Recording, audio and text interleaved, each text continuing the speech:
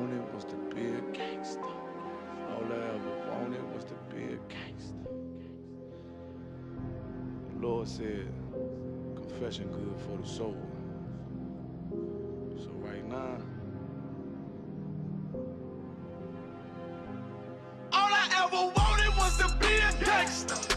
Little did I know I was in danger. Decisions that I made provoked the Lord's anger. Prayed to him all the time, and I was just a stranger. All I ever wanted was to be a gangster. Little did I know I was in danger. Decisions that I made provoked the Lord's anger. Prayed to him all the time, and I was just a stranger. All I wanted was to be a gangster. And shot call to be known with them niggas letting shots off. Either that or the right hand to the top dog. Funny how we see vanity, not the lives lost. Can't be focused on a life that's hopeless. Out there pumping, not knowing the Lord will kill you for that hocus pocus. Used to roll with niggas that cook dope with weaponry. Same ones claim they love you. I had no life in jeopardy. And I know my mother wants success for me. But that G should take a girl straight to ecstasy. Remember running with bruh, even though we did the wrong thing. My life would've been a lot different if I fell up under Rob's wing. Was too sincere for a wicked game. Shame the Lord's name, now we afflicted with pain. All I ever wanted was to be respected by stand-up niggas, not knowing that them handcuffs custom made the face. All I ever wanted was to be a gangster. Little did I know I was in danger. Decisions that I made provoked the Lord's anger. Prayed to him all the time, and I was just a stranger. All I ever wanted was to be a gangster. Little did I know I was in danger. Decisions that I made provoked the Lord's anger. Prayed to him all the time, and I was just a stranger. All I wanted was to be a gangster. I ain't lying, I was close to dying. Knew I wanted to live, but I wasn't trying. I was defiant, not knowing that this ain't how we live. This just how they design it. Cause when you in them streets, you get more endemic. They don't tell you gonna be on papers and on restrictions. My father said a hard head to make a soft ass. I didn't care, I wanted fear when I walked past. In a place where a black man's blood is cheap. I thank the Lord for the day I was on Lake Street.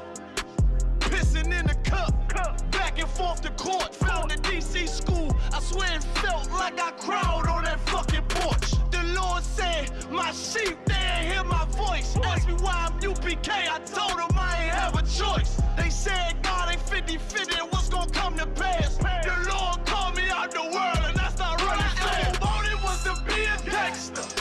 Little did I know I was in danger. Decisions that I made provoked the Lord's anger. Prayed to him all the time, and I was just a stranger. All I ever wanted was to be a gangster. Little did I know I was in danger. Decisions that I made provoked the Lord's anger. Prayed to him all the time, and I was just a stranger. Go ahead. All I wanted was to be a gangster. It's UPK until it hit the fan. I want power and a throne, nigga, fuck them grams. All I wanted was to be a gangster, but I was real as a righteous man. And now got the upper hand, gotta promote this brand. Correct whole multitudes until they all understand. If I can't get that crown, Lord, then put me in the hands of someone more mighty, make me this hit man. Reminiscing on the pain that was felt. Shit, I was in the jam. Shit, I needed help.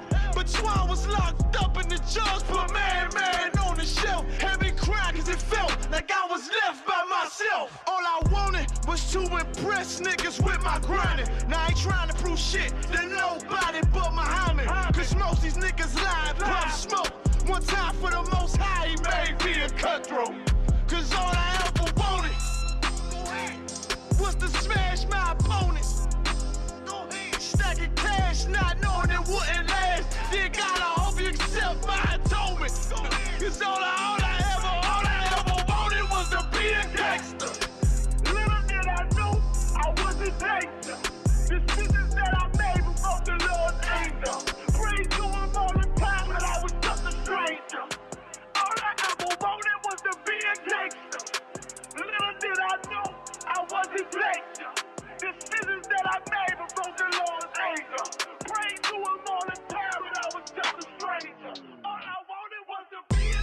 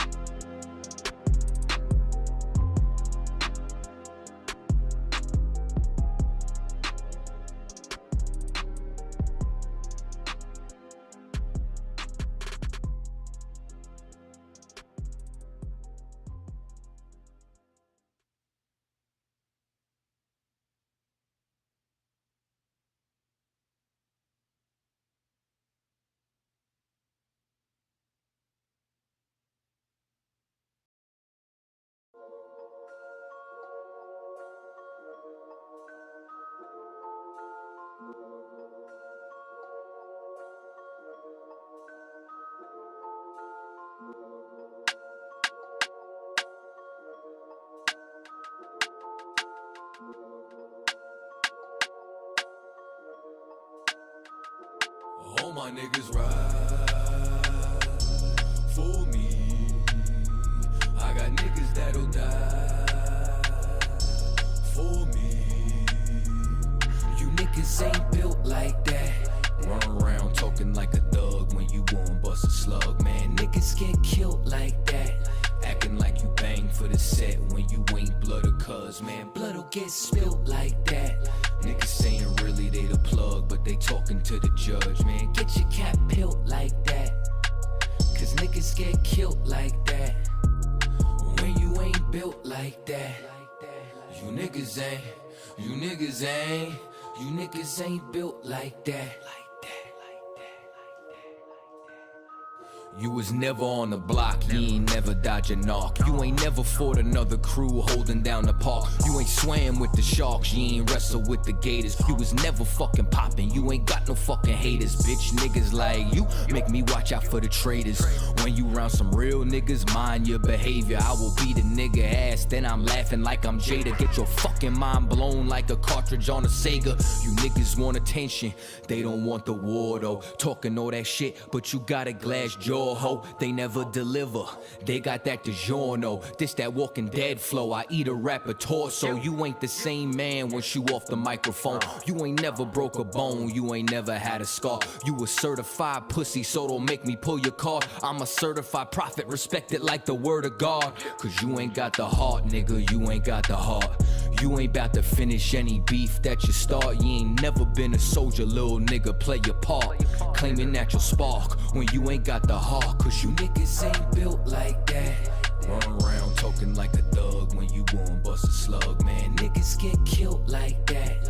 Acting like you bang for the set when you ain't blood or cuz, man. Blood'll get spilt like that. Niggas saying really they the plug, but they talking to the judge, man. Get your cap peeled like that, cause niggas get killed like that.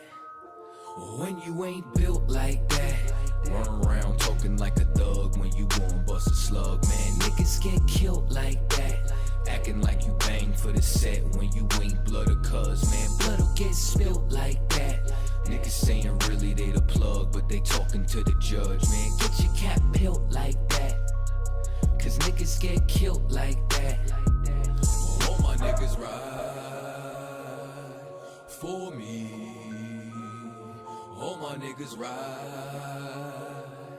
with me. I got niggas that'll die for me. All my niggas ride with me. You niggas ain't.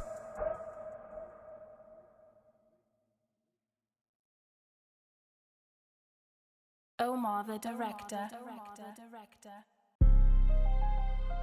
101 sound. Big walk dog. sound.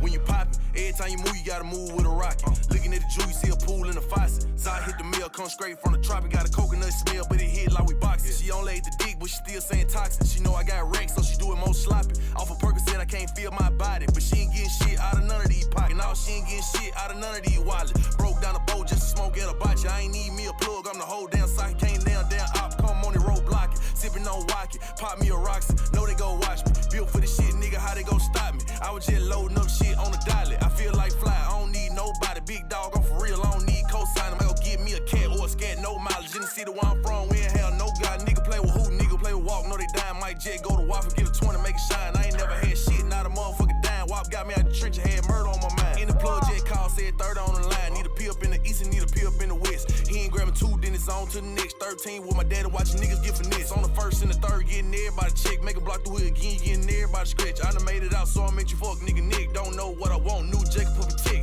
Flick when you pop it. Every time you move, you gotta move with a rocket. Looking at the shoe, you see a pool in the faucet. Side hit the mail, come straight from the tropic. Got a coconut smell, but it hit like we boxing. She only ate the dick, but she still saying toxic. Know I got wrecked, so she do it more sloppy. Off of Percocet, I can't feel my body, but she ain't getting shit out of none of these pockets. Every time you move, you gotta move with a rocket. Looking at the shoe, you see a pool in the faucet. Side hit the mail, come straight from the tropic. Got a coconut smell, but it hit like we boxing. She only ate the dick, but she still saying toxic. Know I got wrecked, so she do it more sloppy. Off of Percocet, I can't feel my body, but she ain't getting shit out of none of these pockets. Can't nobody pop shit the way I pop it. $1 million watch on my wrist, no capping. Say he got money where it went, where it happened. Sign with Gucci, man, get rich, go platinum. I know the feds watching, but 12 can't stop it. The bills came in, I pulled up, went shopping. Pull up in the dawn and the top start dropping. They let me out of jail and the price start hopping. Cartel mailbox money, so dirty you can smell my money. I'm a cool by money. If you owe me, better pay my money. So rich that I weigh my money and I look like money. And I don't really need new friends, so please stop calling me twin. I'ma say that shit again. You ain't never killed no man, so you can never fit in my skin. It's big Gucci man.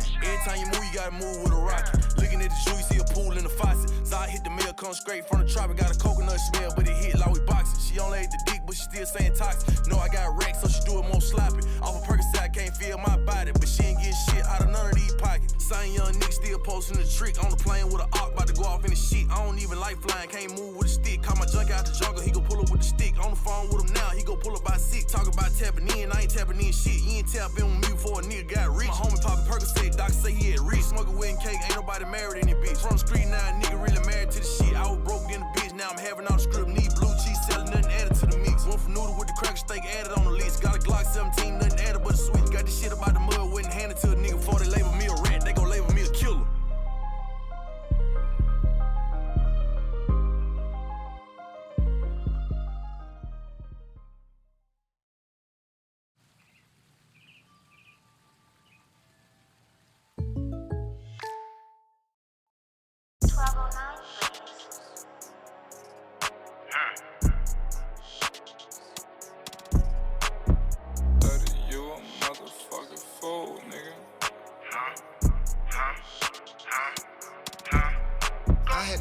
It kept me from crying. Said it was all good, but I was lying. Stood on my 10 and I did my time. I done seen all these niggas switch sides. I know what's up with these guys. They hate in disguise. Dig rhymes at an all-time high. Just by the watches I buy and the just that I fly like I'm up, like I'm stuck in the sky. I came up robbing, starving, some belly apartments. Caught the motto with some pennies.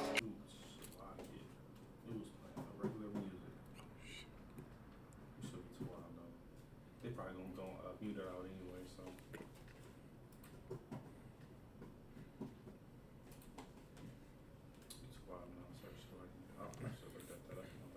Nice to walk. Hey, Shalom, Lord of Christ. Shalom. Yahweh Hashem Yahushua Barakatham. Shalom, Yahweh Shemar Atah Hashem Yahushua. We're the Israelite School of Universal Practical Knowledge. Started out of 1 West, 125th Street, out of Harlem, New York, underneath Command and General Yohana. We are not affiliated and associated with any other Israelite group, man. Tonight's topic is going to be heavy, man. You know, today is Memorial Day, so-called Memorial Day.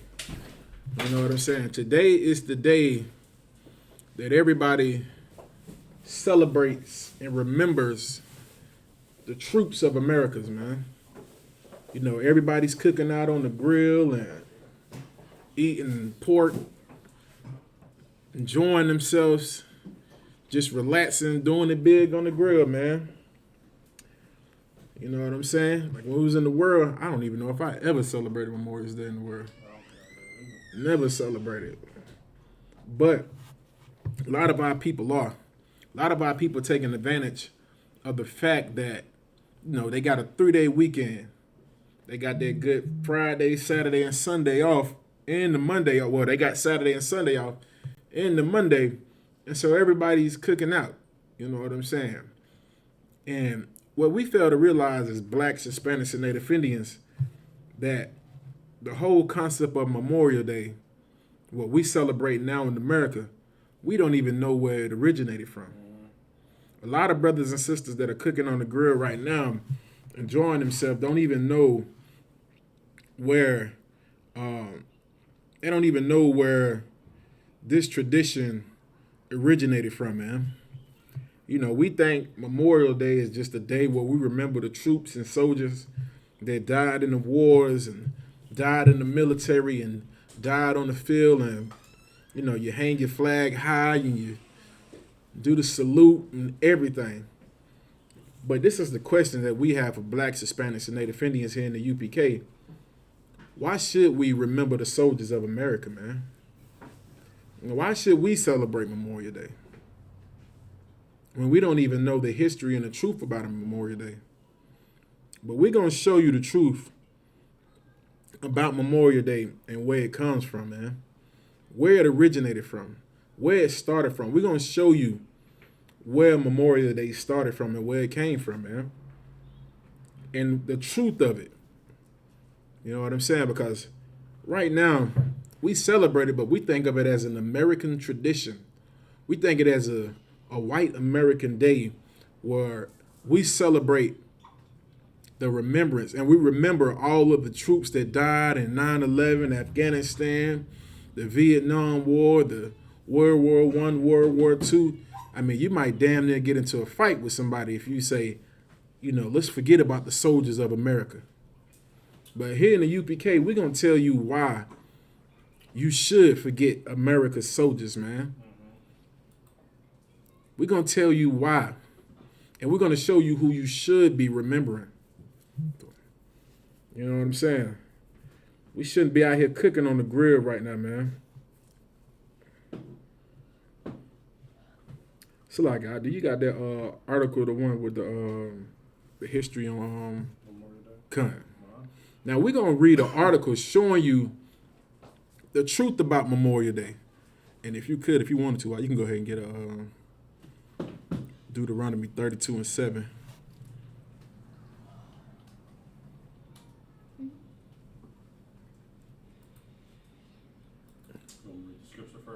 Yeah, you can read the scripture first. This is the book of Deuteronomy, chapter 32 and verse 7. Remember the days of old. Consider the years of many generations. Right, and that's what we're supposed to be doing, man. You're supposed to remember the days of old, man. You know what I'm saying? And that's what we're going to show you. We're going to remember the days of old from generation to generation. We're going to go back some generations.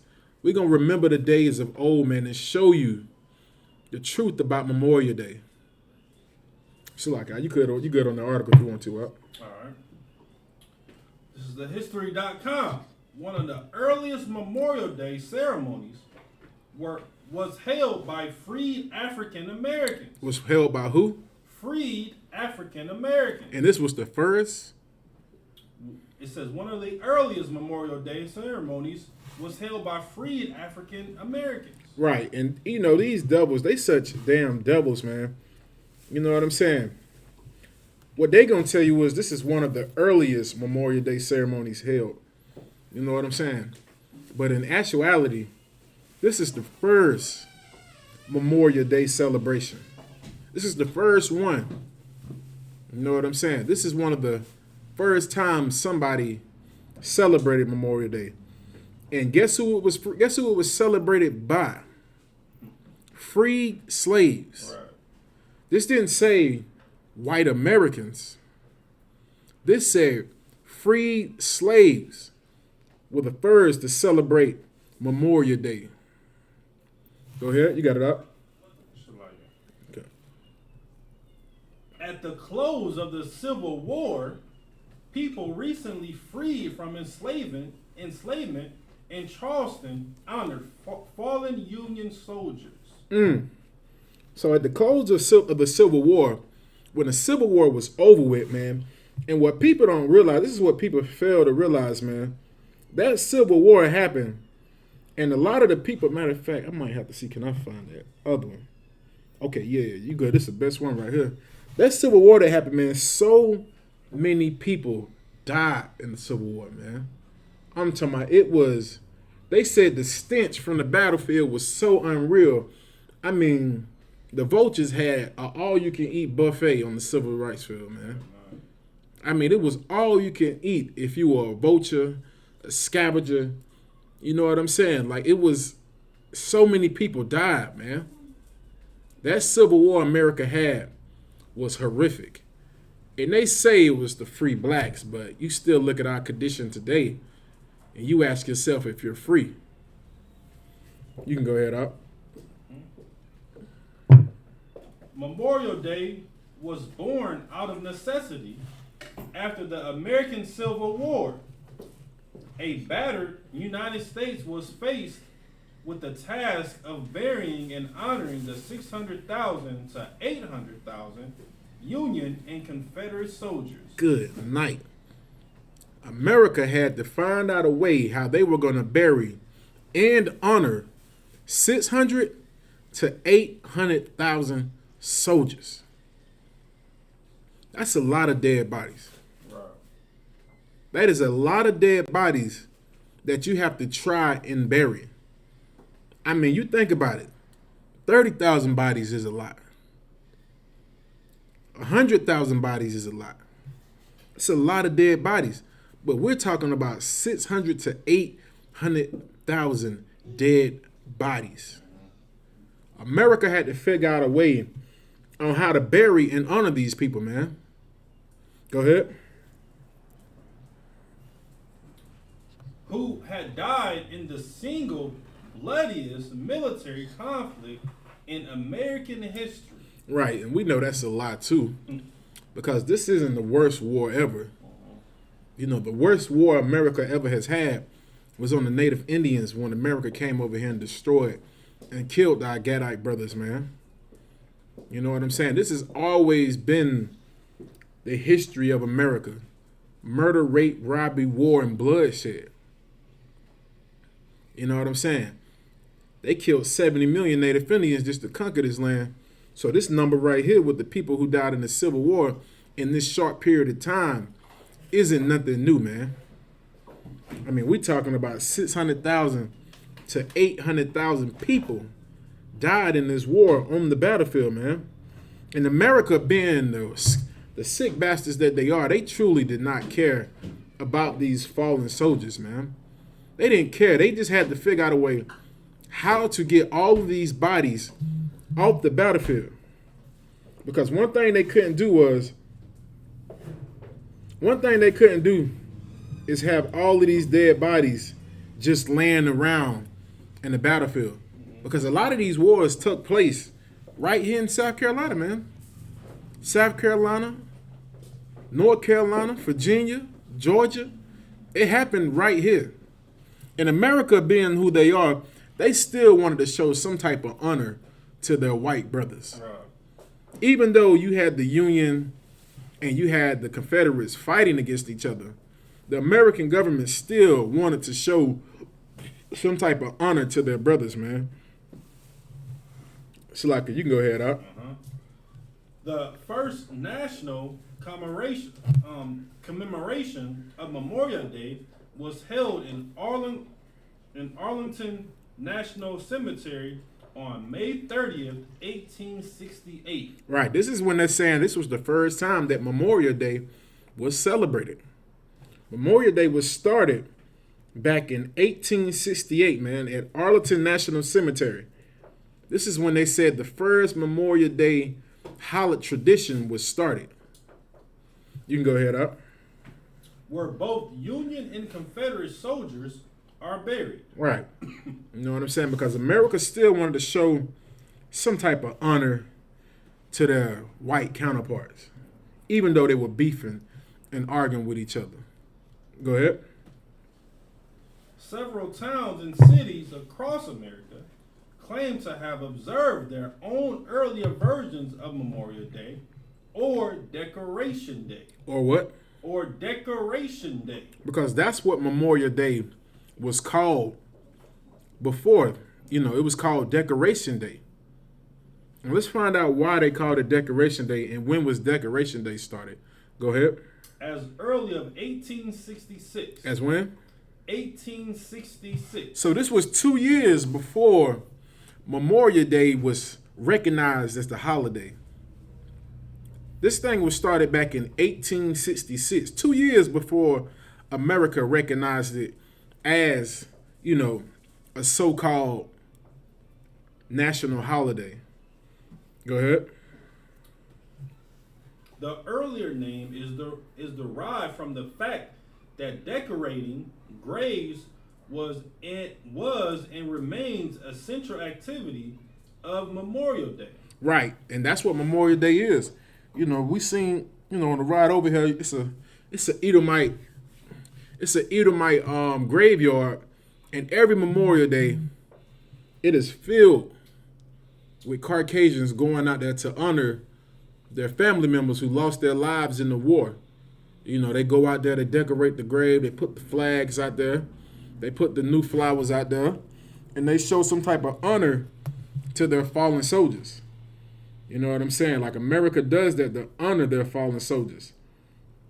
And we understand. You know, that's how you're supposed to do when it comes to a soldier, somebody who's fighting for your nation. Especially one of your own people. Fighting for your nation, you know, we get it. It's like you got it out. Mm-hmm. But it wasn't until a remarkable discovery in a dusty Harvard University archive in the late 1900s that historians learned about a memorial commemoration organized by a group of black people freed from enslavement less than a month after the Confederacy surrendered in 1865. Good night. Could you read that again, like, for the people, the good people of America? I'm gonna let you hear, Salakia. For the good people of America, you know, who always like to say black people don't contribute to anything of America. You know, we're not patriotic. You know, we're not good Americans. Let me show you who had more honor for your fallen soldiers than you did. You can read that again, Up. But it wasn't until a remarkable discovery in a dusty Harvard University archive in the late 1900s.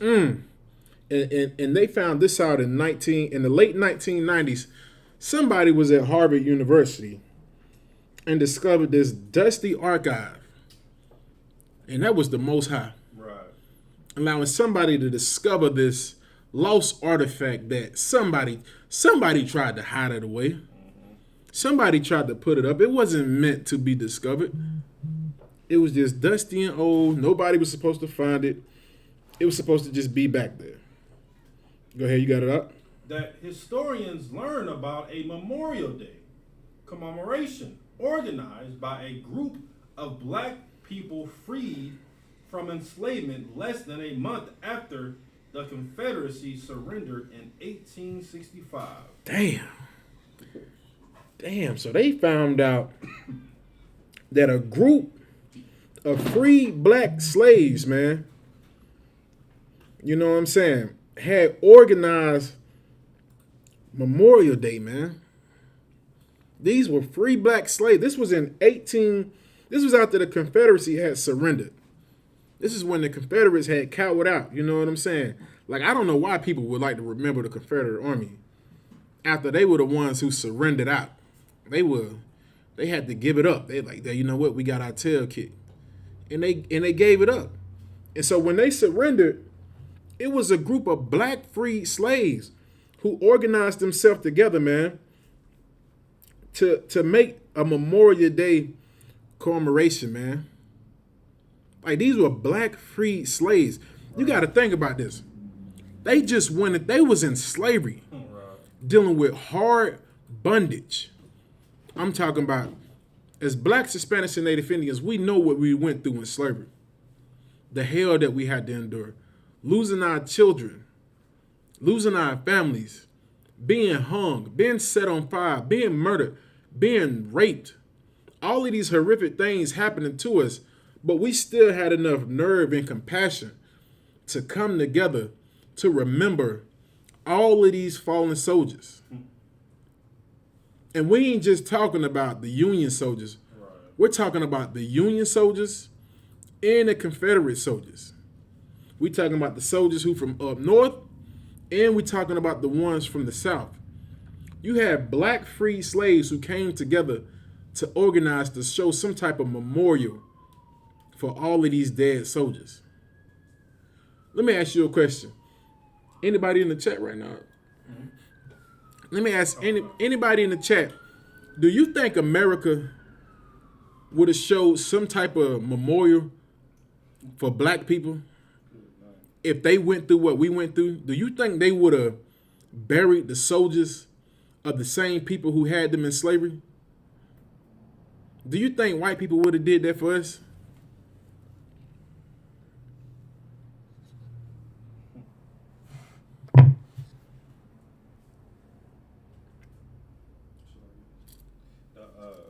Sister Yali said, Damn right, give that sister a hand. He said, Shabbat Yali said, hell, sir. And then Heather Ellis said no. Damn right. Hell no, they would have never showed any type of remembrance for black people if we did the same thing to them.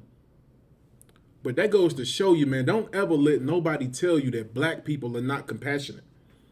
Even during our darkest days, we still have compassion for one another. Even though we out here gang banging against each other, killing each other, murdering each other in the streets, we still have compassion for one another, man. Right. We still figure out some type of way to show some type of love to each other, man. And even though we went through this hell with America, with this slavery, we still took the time to bury these bastards who had us in slavery. We didn't just bury the Union soldiers.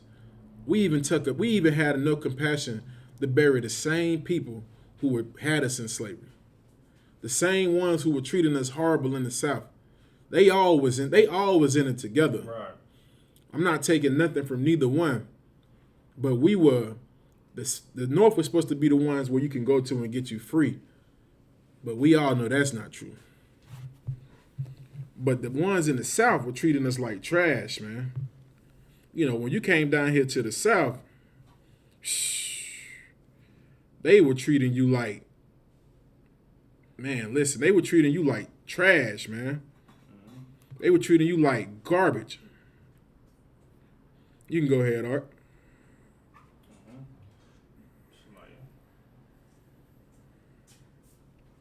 Back in 1996, David Blight, a professor of American history at Yale University, was researching a book on the Civil War when he had one of those once in a career eureka moments.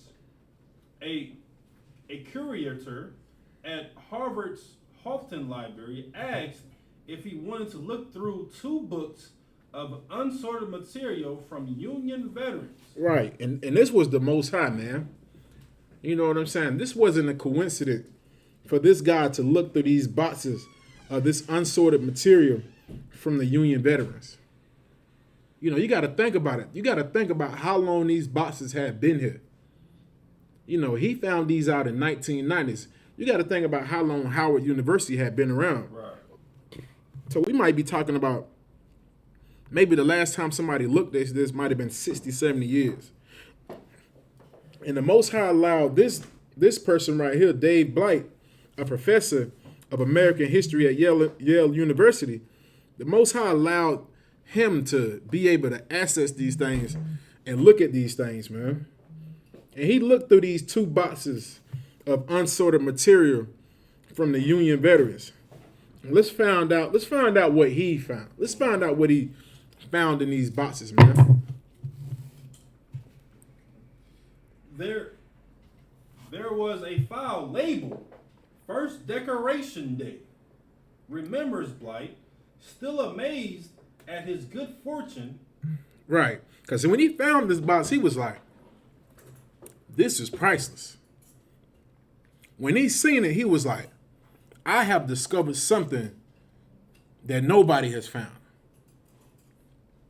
He already knew this was a fortune right here, man. When he seen this box, he was like, I'm finna be famous. You know how Esau is when he finds something that's like something that's lost in history. He loves to be the first person to put his name on it as, look what I discovered. Right. Just like them devils who went down to Egypt and they swear they discovered everything in Egypt, when we all know they were just a bunch of thieves.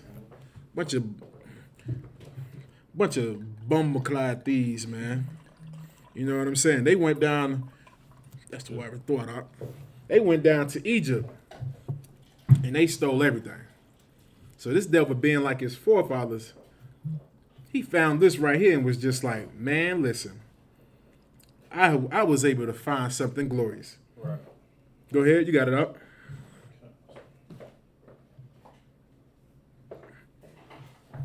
And inside on a piece of cardboard was a narrative handwritten by an old veteran, plus a date referencing an article in the New York Tribune.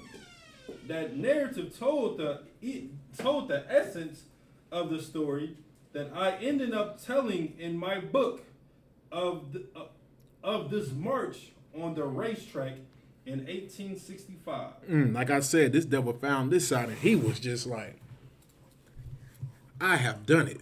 Mm-hmm. He found out from a veteran on the history of this march on the racetrack in 1865.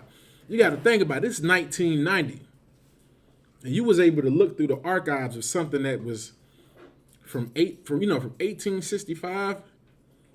You know, you wipe the dust off and you look and you find it. You know you don't struck gold. And he was a professor at Yale, so he already knew. You know what I'm saying? That nobody has seen this before. Right. Nobody has seen this before. You know what I'm saying? You can go ahead up. The racetrack in question was Washington Racecourse and Jockey Club in Charleston, South Carolina. Where this was that up? The racetrack in question was the Washington Racecourse and Jockey Club in Charleston, South Carolina. Right here in South Carolina. Give it up from Charleston because, you know, we used to go down there and blaze on them devils. Right across the street from the slave market. Right. You know, we were remembering. Go ahead, you got it out. And that place right there where we was at, you know, like as far as the camp, like you said, we was right across the street from the slave market where they actually sold slaves. Not only that, we was right behind where they paid the taxes on the slaves, man. Good you know night. What I'm saying? So we were in a perfect spot. You understand? And that just shows you know what I'm saying, like the history behind Charleston, South Carolina, and how we were able to, the only, you understand, Israelite group, you understand, undocumented Geniana, you understand, fake, I mean, like it. You know, these other fake Israelite groups, they were, you know, cowards. Right. They still are cowards. Right. You understand? We was able to stand strong, right? Exactly where it happened. You understand? And that's just, and like, I love that spot, man. So like I said. Damn right. Get that brother a hand, man. Like, you would never understand what warfare is until you come here in the ISUPK, man. Right. And you go in the midst of your enemies, man. And do you know it put a different type of spirit on us, man. Going to war right in between. I'm talking about they still have the same blocks on the streets from the 1700s in Charleston, South Carolina. And for the great grandchildren of the slaves to be able to step foot on those streets and tell the white man he's the devil right across the street from the slave market, and right behind you is where they paid the taxes at. That was a glorious thing. And not only that, to get our boots kissed in the same streets where they marched our forefathers at, that just shows you the Most High is with the ISUPK, man. And that's why we always say ISUPK, no cowards, man. Because not one time we were down there, we never seen a fake Israelite group come down there. Not one time. They might try to step up here in Greenville because it's a little more peaceful, but them cowards could never step foot down there in Charleston. Come, you got it out. And if I could too, you understand? Like it was certain days, like where we went to the hood as well too. You understand? And of course, you understand, we around our people. You understand? Like they supporting us. You know what I'm saying? Like they, no issues or anything like that. Right. And of course, where's quote unquote everybody else at? You know what I'm saying? Like they not in the hoods of quote unquote Charleston, South Carolina, or America for the like for that matter. Right. You know what I'm saying? But you see these hardcore ISUPK soldiers under Commander Jenny Hanna doing the work of the Lord, man. Damn right. Damn right. Now you right, Doc. That's why we say, man, UPK, man, a fake Israelite group couldn't tell us squat. You can't tell us nothing. You ain't never been to real war. You watch it on YouTube and think you can do it, and then be like that brother in that fake Israelite group who got snatched up by the police, and his so-called soldiers watched him get snatched up. They didn't even move. Listen, Salaki, I ain't gonna even say nothing. I just know this ain't now one of us going to jail by ourselves. We just know that much. Anything want to bring out? Any comments? Anything up?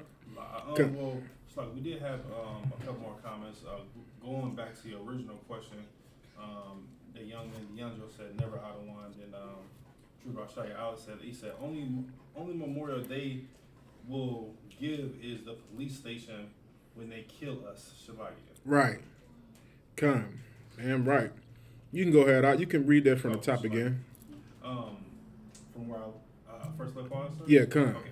Come on, God.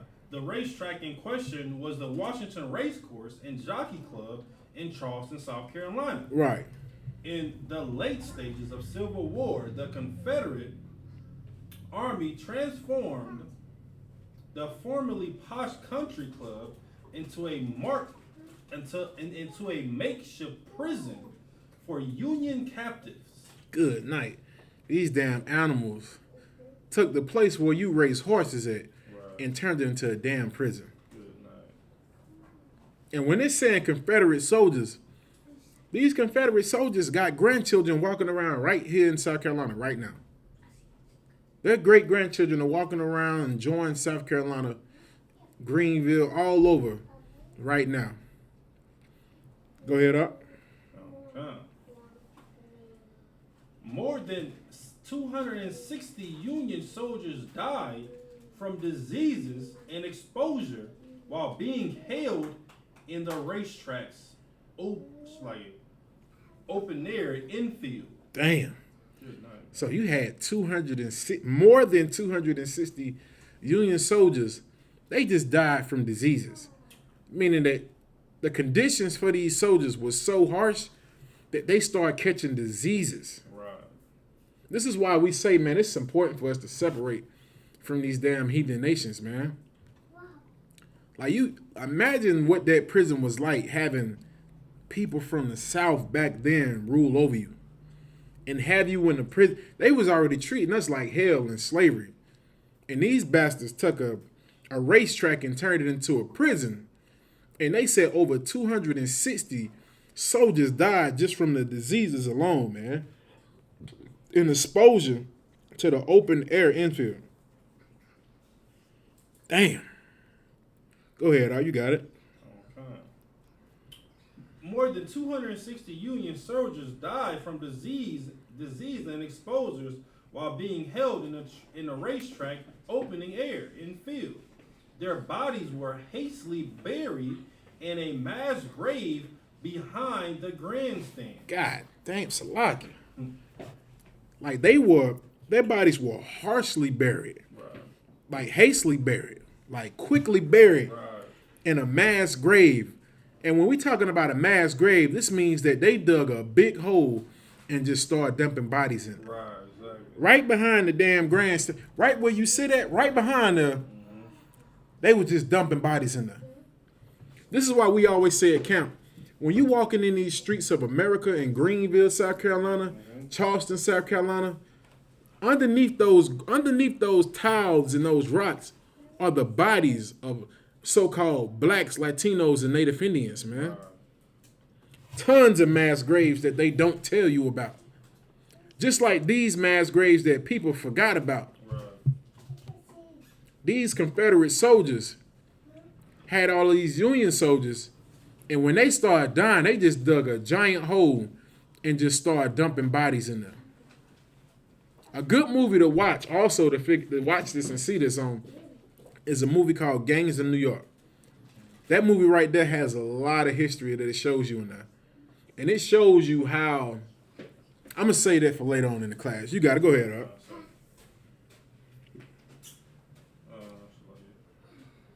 When Charleston fell and Confederate troops evacuated, they badly damaged city. Those freed from enslavement remained. And so the so-called tough, rough, dangerous Confederate soldiers, when Charleston fell, these bastards evacuated. In other words, they ran. They ran. All those so-called generals that you hear about and all those Confederate soldiers, this is what they don't like to tell you down here in the South, that their granddaddies were a bunch of cowards who ran when they were getting their ass kicked. Salakia. They ran. They ran, and guess who they left in there? They left freed slaves in Charleston. And we didn't run. We didn't have nowhere to go. We wasn't even fighting in the war. We was in slavery, getting mistreated, getting beaten on. You got to imagine how the Confederate soldiers were treating us in Charleston. So when they found out that they was about to get defeated, the Confederate soldiers, they left. And they just left the so-called freed slaves down there. And we probably got free because them niggas ran. So like, because they ran. Because they was scared. So they left us down there in Charleston. After the war, after they got chased out of so-called Charleston. Go ahead.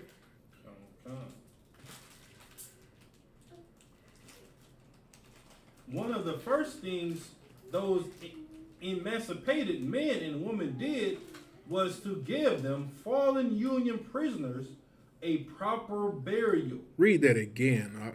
One of the first things those emancipated men and women did was to give the fallen Union prisoners a proper burial. Damn. So you mean to tell me the same people who just got released from slavery, one of the first things they did was take those prisoners who were, take those soldiers who were prisoners who got through in a giant damn hole in the back of the stands of the racetrack. They took them and gave them a proper burial? Think about it. That means that they went out there where that mass grave was at and dug up dead bodies, which were probably mutilated by then, which was stinking, took them out of the hole and gave them all proper burials. How come we haven't heard about this in our schools, man? Why we haven't heard about this? Why they don't teach everybody on Memorial Day about this history? On how black men and black women took the time to bury all of these prisoners of war, man. You know what I'm saying? The Confederate Army didn't do it. Right. And the Confederate Army was full of white people. Mm-hmm. You see what they did? They ran. You see how they feel. If they feel about this about their own people, how do you think they felt about us back then? Good night. They dug a hole and threw their own brothers in it. And that was a proper burial to them. But the people who were slaves, who were so-called freed slaves, took the time. They could have left. They could have left the bodies if they wanted to. But out of respect to those dead Union soldiers, they dug up their dead bodies, man, and gave them an honorable death, man. Gave them an honorable burial, man. Buried them right, how they should be buried. Dug up those bodies which were decaying at that time. Probably had worms and everything. They took the time to dig those bodies up, man, and gave them a proper burial, man. You can go ahead up.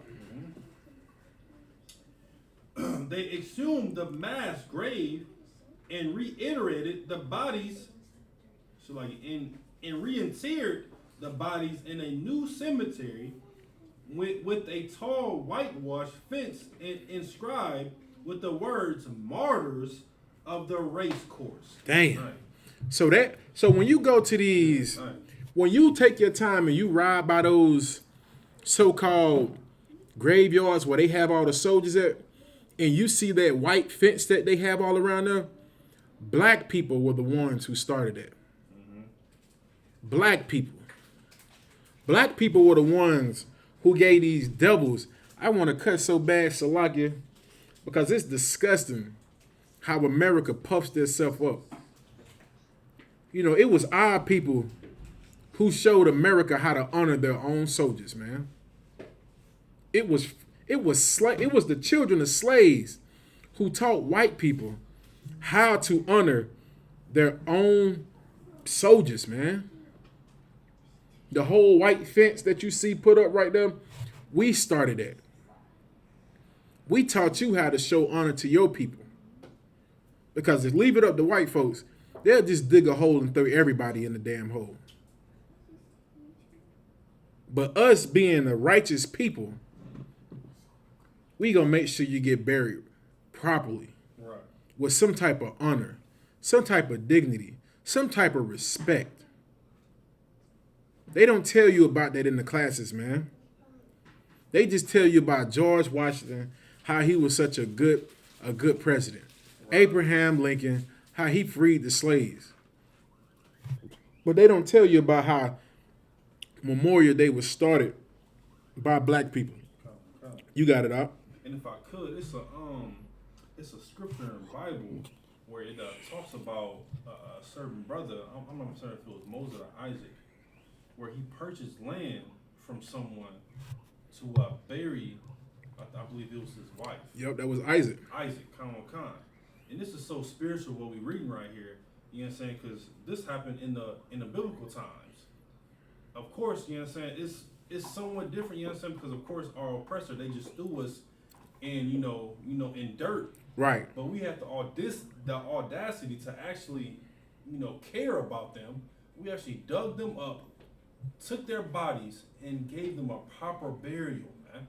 You know what I'm saying? This is spiritual right here, what we're reading right here, because this happened within biblical times, man. Damn right. Nah, get that brother in, because what he's saying is so heavy, and that's so heavy what he brought out, because even our forefathers had enough respect and honor to bury our people. Even Jacob did the same thing when he purchased the field to bury Rachel, man. Is it Rachel? It's like, okay. He took the money and got the field and buried his wife properly, man. You know what I'm saying? And that goes to show you how spiritual this is, man. That happened thousands of years ago with Israel doing it for his wife. Right. And we turned around and did it for the same people who oppress us, man. You let these bastards tell you that we just are disloyal people, man. Go ahead, you got it out. Come. And then on May 1st, 1865, something even more extraordinary happened. Damn. So in 1865, if this wasn't extraordinary right here, this should be extraordinary. Somebody digs your body out of a mass grave and gives you a proper burial. They saying it was something else that was more extraordinary than this. Go ahead, Al. According to two reports that Blight found in the New York Tribune and the Charleston Courier. Go ahead. A crowd of 10,000 people. Damn, Go ahead. Mostly freed slaves. Mostly who? Freed slaves. Mm-hmm. With some white missionaries. With who?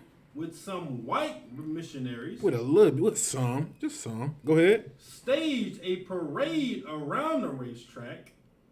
3,000 black school children carried bouquets of flowers and sang John Brown's body.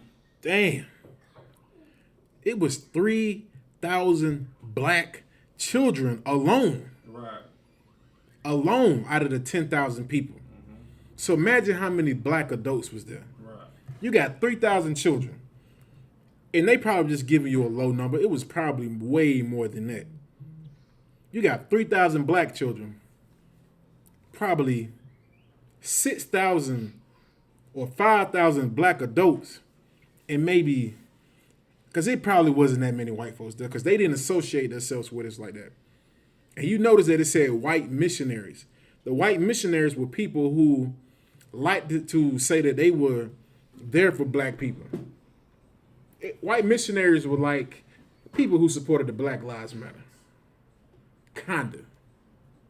You know, these were these people from back then. That's who you would call the missionaries today. People who like to donate money to Black Lives Matter, who like to say that they care about black people. So you had some white missionaries who came out there with the black folks. But they said 3,000 black children alone marched around the racetrack, man, and carried bouquets of flowers and sang John Brown's body. Go ahead. Members and shit like Go ahead, Al. Go ahead, Al. Man, listen, man. This is just so, like, you know, this is back in 1865. And are we still doing that now? Are we still, you know, marching and saying, oh, you know, Mike Brown, you know, Trayvon Martin, which, you know, it's, you know, of course, we bring in awareness and all that. But, man, like, you know, what you, man, should like, so, man, this is so heavy, man. It is. This is so heavy because this is back in 1865, you know what I'm saying? This is just some lost records. Over 100 years. Over 100 years, and we thought that marching started when? In the early 60s. Good night. I mean, come on now, man. Listen, man, you cannot tell us that we are not the priests and prophets of the Lord, man, because, you know, we bringing out this information and this history that's lining up with what? With today. We in 2021 right now. Right. And aren't we marching still? Still marching. Still marching. Like, so I'm gonna shut my mouth. No, lie, because this topic is heavy. Sir. This topic is heavy. Like Officer Mardakia just said, in 1865, we were marching back then. Right. And when did Martin Luther King march? 1966, 1965. Over 100 years later, we were still marching. And you think about 1965, you think about 1865, 1965 to 2021, and we still marching in the streets. Right. When are we? Come on, man. So marching is going to work? Right. You are a damn fool if you are marching in the streets. Right. This is why we say the Isupk is the home of the truth. Because a lot of y'all have never heard this truth, man. Mm-hmm. You would have never knew that we were marching back in 1865 if you wouldn't have been here in these classes, man. Your pastor ain't going to tell you this. Your teachers ain't going to tell you this. Your historians ain't going to tell you this. Right. But here in the UPK, we're going to tell you the truth, man. Go ahead, all right? Good night. Members of the famed 54th Massachusetts and other Black Union regiments were in attendance. Man, listen. Man, that's crazy. About to throw my damn phone up. I'm reading again, Shalaki. Members of the famed 54th Massachusetts and other Black Union regiments were in attendance and performed double time marches. God. Shalaki. Crazy. Okay, these were like Super Saiyan marches. Right. But think about this right here. These brothers in the 54 Massachusetts, you know what I'm saying, members of the famed 54 Massachusetts group, These were black soldiers, man, Right. who kind of saved the Union. Right. Exactly. Come. And you had other black unions who also came and supported what these black people were doing, man. Right. And they were marching. They didn't just march. They marched double time. Like they were speed marching. And you want to say black people ain't patriotic? Come on, man. You can never, man, listen, you can never tell us black people ain't patriotic. Right. We buried your soldiers. This war wasn't, y'all say the war was for us to get free, but the war was just another war tactic on us, man, to make us better slaves. Because you got to understand something. What changed for us in the 60s? Did black people stop getting hung after 1865? Did the racial injustice stop happening to us after 1865? Did black people start getting lynched after 1865? Or were we still held in captivity?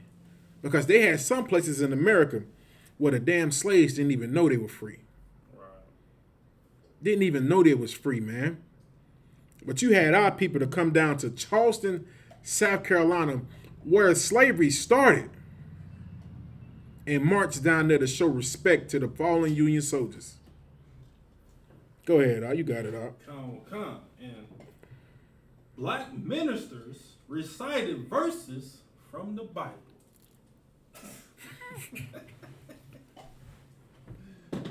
Does this sound familiar to you? Yikes. Come on, man. Mark, go ahead, Mark Duncan. Go ahead, Mark. I'm about to throw my phone out the damn If window. I could, man, this is just, I mean, if we just fast forward to what's going on right now, we're seeing this exactly the same scenario happening back in the 1800s. You know what I'm saying? And what people not realizing is how heavy and how detailed and how imperative it is on this information that we are, telling the people of Israel, of, so-called Black Spanking Native Indians, that this right here, what we're rinsing right now, as far as, the marching, and you see Christian pastors out there, you know what I'm saying, like with their little, what they call them Bullhorns. Bullhorns, you know what I'm saying, all that.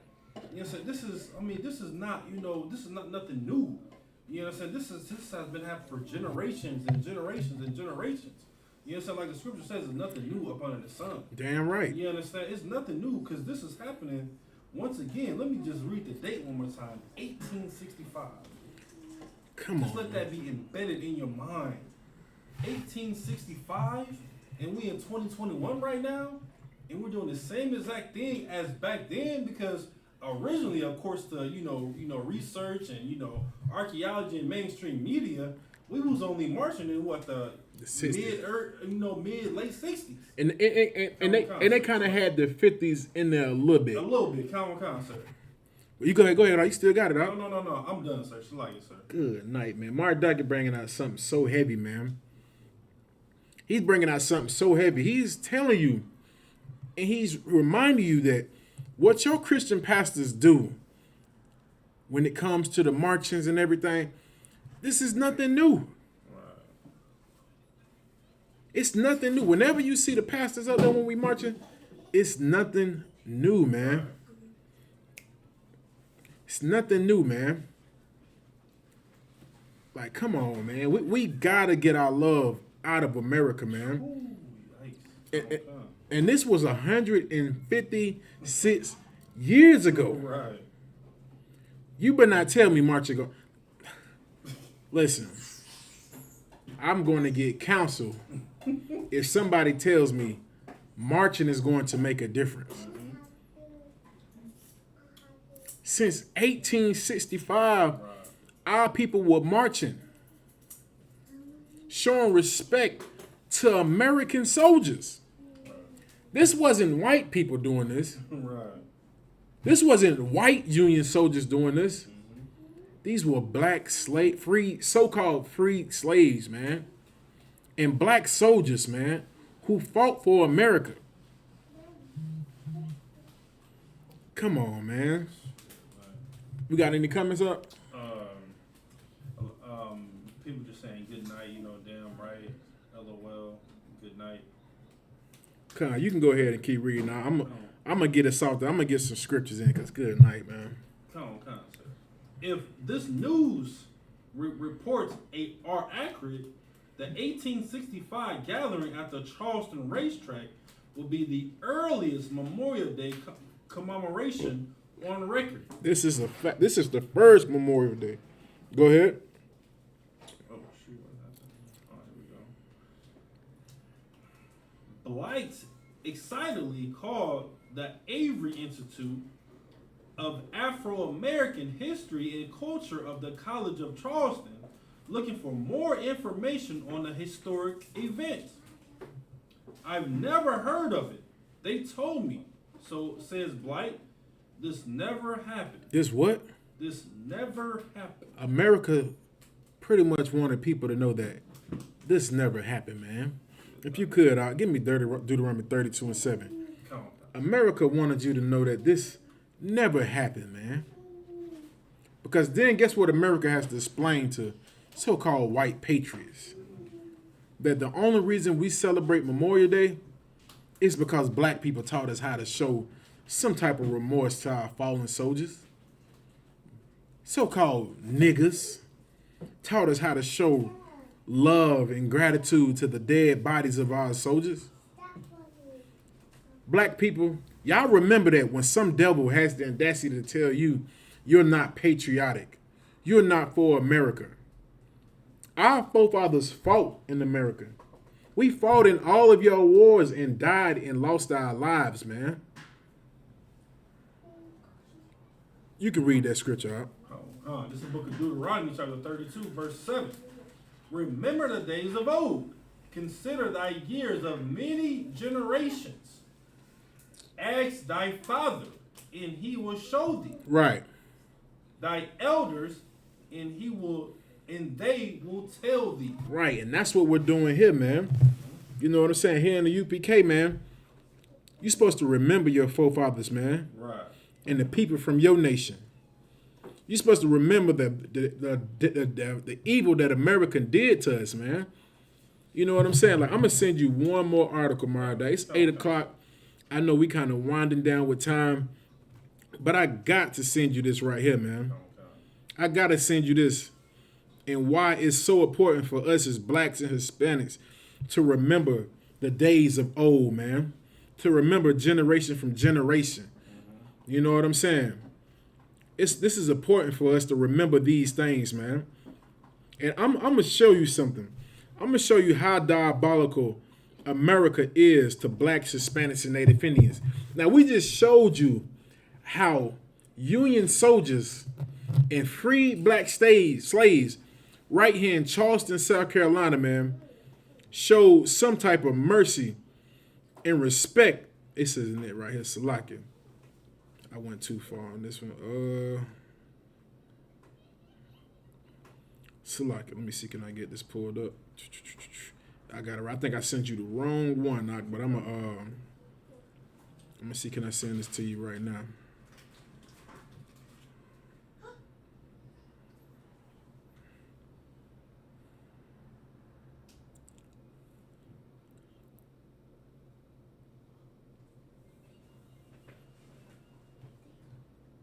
Let me show you how America feels about you. Now, what we about to read to you was something that happened a couple years before, you know, black people celebrated Memorial Day. Let me show you what the so-called Union soldiers, what they did to black people in 1863. Because you got to remember, the Civil War was over with in 1865. Now, let me show you what they did to us in 1863, 2 years before black people went out and started celebrating Memorial Day for fallen Union soldiers. Let's find out what they did to us in New York, man. You got it out. The New York City draft riots, if you got it. This Wikipedia.org. The New York City draft riots, July 13th through 16th, 1863. When? 1863. 2 years before black people started to celebrate Memorial Day for white Union soldiers. And guess where your Union soldiers were coming from? New York City. Now let's find out what the Union soldiers did to us in New York City. Go ahead. Sometimes referred to as the Manhattan Draft Riots and known at the time as Draft Week, were violent disturbance in lower Manhattan, widely regarded as the culminated of working class discontent with new laws passed by Congress that year to draft men to fight in an ongoing American Civil War. All right. Go ahead. You keep reading. Go ahead.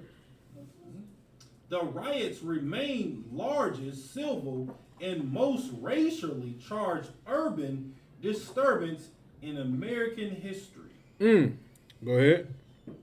U.S. President Abraham Lincoln diverted several regiments of militia and volunteer troops after the Battle of Gettysburg to control the city. Because it was so much. Think about how big New York is, man.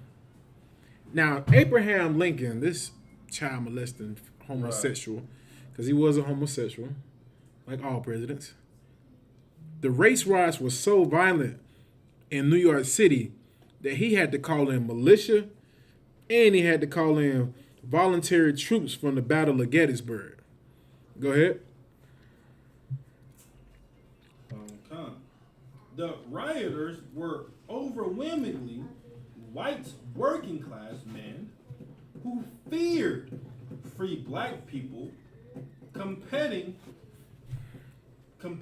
for work and resentment than that wealthier man who could afford to pay a $300 equivalent to $6,300 in 2020 commutation fee to hire a substitute were spared from the draft. Right. So this is like what we're talking about right now is what America pushed on us when it comes to, it's in the freezer, when it comes to Hispanics coming over here so-called taking all the jobs. You had white folks who were afraid because black freed slaves were, we were so-called free and we were starting to build ourselves up. So these white so-called hard-working men were afraid of us lifting ourselves up. And the only way you can get out of going to the war was if you paid $300, which is the equivalent of $6,300 to this day. And so these white soldiers were afraid because if they go to war, guess who's going to still be here? The black freed slaves. So now with the black slaves being free,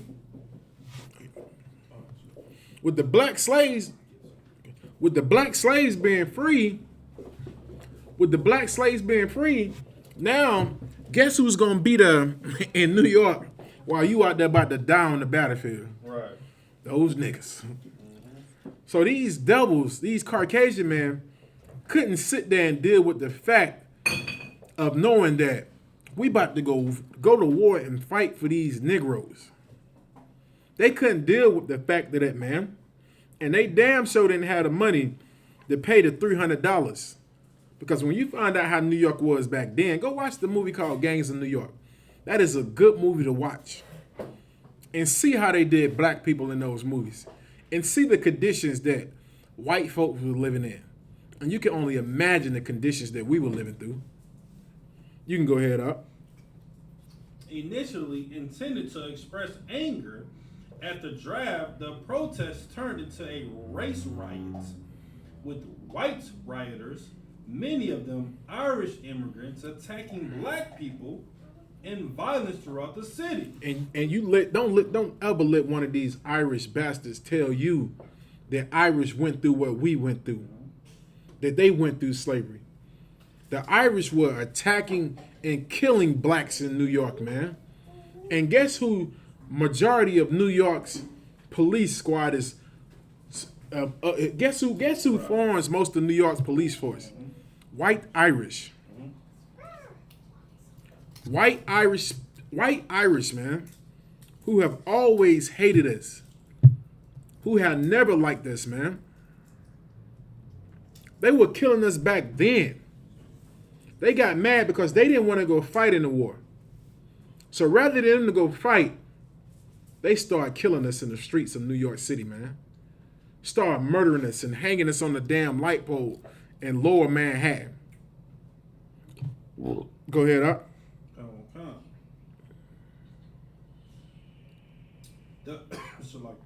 The official death toll was listed at either 119 or 120 individuals. Conditions in the city were such the Major General John H. Wool, commander of the Department of the East, said on July 16th that martial law ought to be proclaimed, but I have not a sufficient force to enforce it. And look now, the 119, 120 people died. That was like on one day. That was like on one day. But when you look at the numbers, if I'm not mistaken, was it like 3,000 or was it 35,000 people they killed? It's one or the other. I think it was like 35,000 people got killed in the race riots, man. Because the race riots just didn't happen in New York. It happened all up there in those areas. New York, Boston, Massachusetts. All of these places where black people were trying to go to be freed from slavery. But not only did you have to worry about the white people in the South killing you, you had to come up north where you were free and get killed and hung by white Irish people. Goes to show you, these white people are no different than each other, man.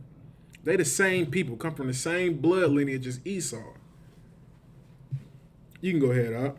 The military did not reach the city until the second day of rioting, by which the time the mobs and ransacked or destroyed numerous public buildings to protest two Protestant churches, the homes of various abolitionists and sympathizers, many black homes in the colored orphan asylum at the 44th Street and 5th Avenue, which was buried to the ground.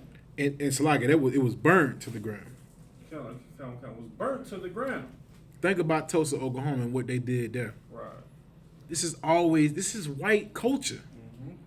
Kill you, murder you, hang you in the streets, and set all of your businesses on fire, man. If you could you get me Ecclesiasticus chapter 38, verse 16? This is what we got to understand, man.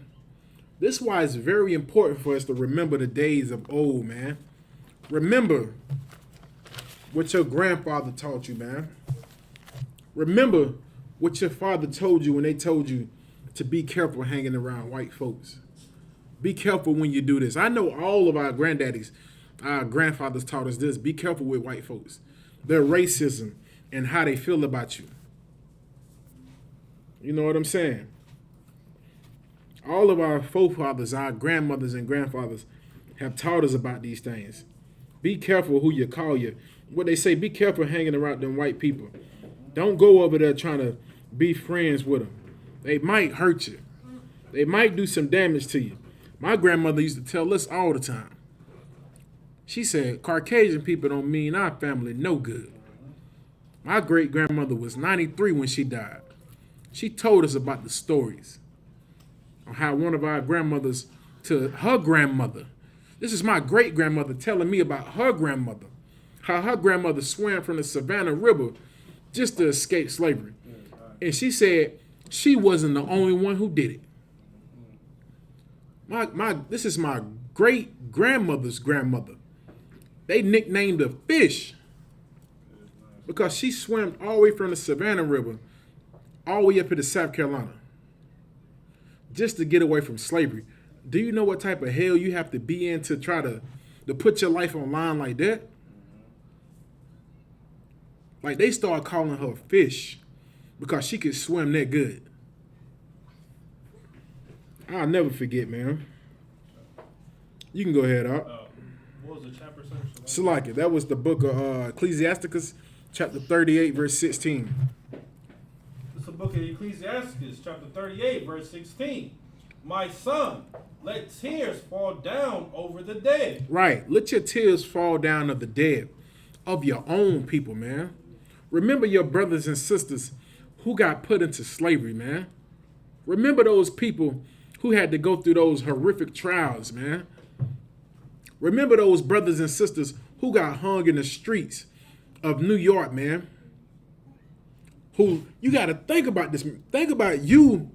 You went through the Underground Railroad, which was notorious for black people to get free. Right.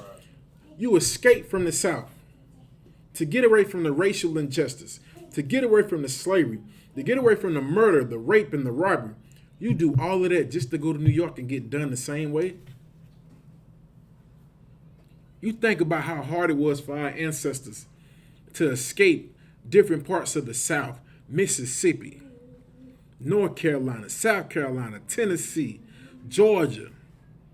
You do all of these things to get free just to go to Virginia, just to get through all of these parts and go to New York and turned around and get hung by some other devils? Right. To get hung by some Irishmen? And that's why you got any comments, anything up? Let's see.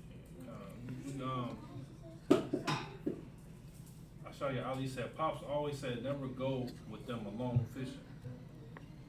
Damn right. Give his pops a hand. Right. Come on. Because we have heard notorious stories down here in South Carolina. Like 2 years ago, they had a brother who went swimming with white people, and all of a sudden he ended up drowned. He just ended up, his body was floating. They said he drowned trying to swim. Okay. All right. This is why the Most High tells us, man, let your tears fall for your people, man. You can go ahead up. And begin to lament, as if thou hast suffered great harm thyself. Right. And when your people die, man, you cry for them, man. As if it was you who died, man. Show some type of honor for your people, man. Your ancestors who done lost their lives over here in all of this time and all of this history, man. In the Civil War, trying to fight to be free. Fighting to be free just to turn around and still be slaves, man. You know how many older brothers and sisters we talked to here in the UPK? Mardaki, me and you was talking to a brother Sunday. And nothing has changed. Right. That's all they say. Nothing has changed. I seen one thing. We was watching what a sister said in the 60s. She said all the so-called black political parties, even Martin Luther King himself, used to come to her restaurant in the 50s and 60s. And she said she think about all of the marching and sacrifices they made. And she said, just to turn around now and nothing has changed. She said it's worse than what it was back then. And this lady about 70 years old. You remember that, right? The lady with the chili? She said, we did all of that marching and protesting. And it's worse than what it was back then. Anything else on that scripture? Come on, go ahead. And then cover his body according to the custom. Right, and you're supposed to bury that brother honorably. And that's what our people did for these so-called Union soldiers, man. Because majority of these Union soldiers, they were Irishmen. They were people from New York. And look how they did us in 1863. And we turned around in 1865, and we showed respect to these bastards, man. You know what we should do? You should never give your love to these devils, man. Right. You should never take your time to remember some soldier who went to Afghanistan to fight. Some devil who went to Afghanistan to fight. Some devil who went to the Vietnam War to fight. Some devil in World War II who went to go fight. Remember what they did to us in World War I, in the Civil War when we came out fighting these wars. They were setting us on fire in the Civil War when we came out. They seen black soldiers with their uniforms on. They would set us on fire while we was in the uniforms. Same thing in World War I. When the soldiers would come back You couldn't even go to certain parts. You had to take off your uniform before you went into certain restaurants. Because if you came in there with your uniform on, they'll beat the hell out you. And guess what? Have things changed in 2021? Hell no, because guess what? I just seen the video with a so-called Latino brother. You would think he was black. He is black, even though he's Latino like they say, but he's one of our people. This brother was in the damn Jeep with his uniform on, and 2 police officers treated him like he was nothing. And in all actuality, he outranked both of those cops. The cops pulled him out the Jeep, maced him, and then the cop told, I forgot what the cop told him. The cop said, I ain't gonna take you to jail right now. I ain't gonna take you to jail right now. And this is just a city cop. And this brother is a so-called high-ranking lieutenant in the white man's military. And he got maced and drug out his car and had handcuffs put on him. And guess what happened to the cop? Nothing. Nothing at all happened to him.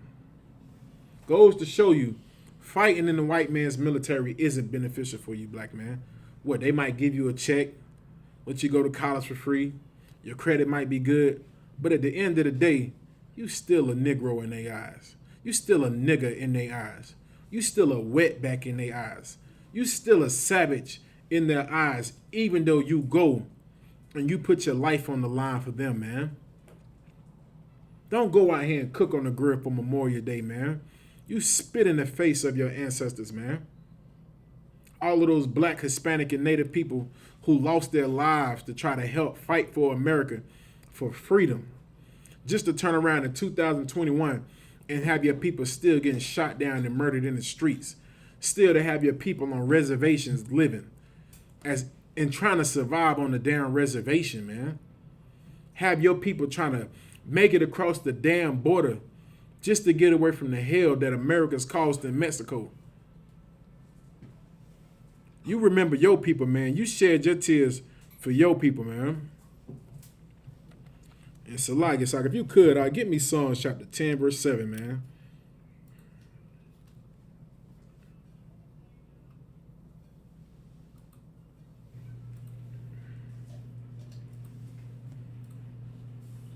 This book of Psalms, chapter 10, verse 7. His mouth is full of cursing. Oh, Salaki. Hold on.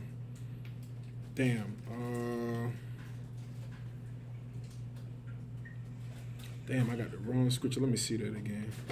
Salaki, bear with me, Salaki.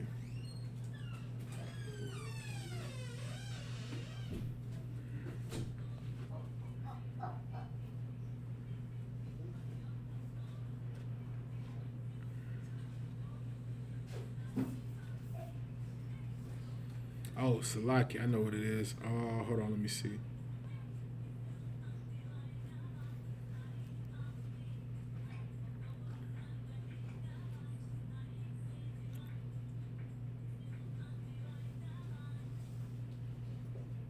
Salaki, it's Proverbs chapter 10, verse 7.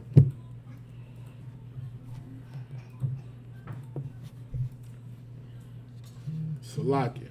Proverbs chapter 10, verse 7. Book of Proverbs, chapter 10, verse 7.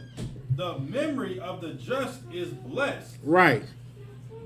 The memory of the just means the righteous is blessed, man. All of our brothers and sisters in the past, man, that's who you're supposed to be having some type of remembrance of, man. Nat Turner.